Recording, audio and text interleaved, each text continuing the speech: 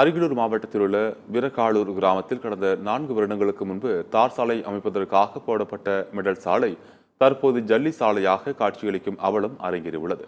இதை பற்றி விவரிக்கின்றது இந்த தொகுப்பு.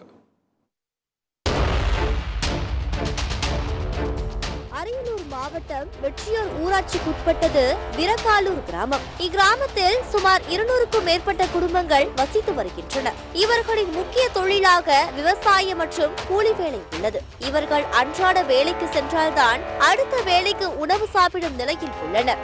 இவ்வாறு பின்தங்கிய பகுதியாக உள்ள கிராமத்தில் கடந்த 4 வருடங்களுக்கு முன்பு சாலை அமைப்பதற்காக தார் சாலையாக இருந்ததை பெயர்த்து முதற்கட்டமாக மெட்டல் சாலையாக அமைக்கப்பட்டது. அப்போது தார் சாலை அமைக்க அனுமதி இல்லாத நிலையில் ஏன் மெட்டல் சாலை அமைக்கிறீர்கள் என கிராம மக்கள் எழுப்பிய கேள்விக்கு விரைவில் தார் சாலை அமைக்க அனுமதி கிடைத்துவிடும் என ஒப்பந்ததாரர் கூறியுள்ளார்.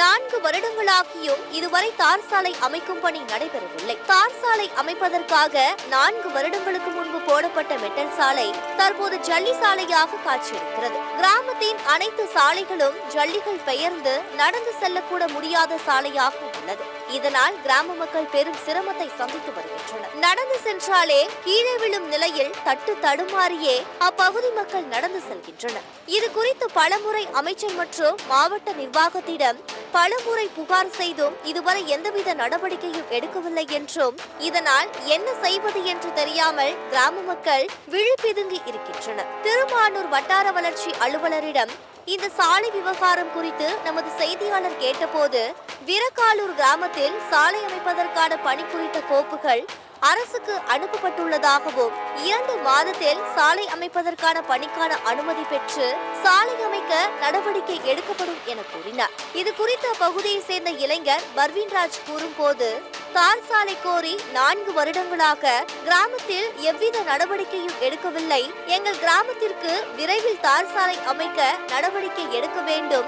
இல்லை என்றால் கிராம மக்கள் ஒன்று சேர்ந்து பல்வேறு போராட்டங்களில் ஈடுபடவும் தயாராக இருப்பதாக ஆதங்கத்துடன் தெரிவித்தார். 4 ஆண்டுகளா எங்களோட சாலை வந்து ரோடா இருந்தது, தார் ரோடா இருந்தது.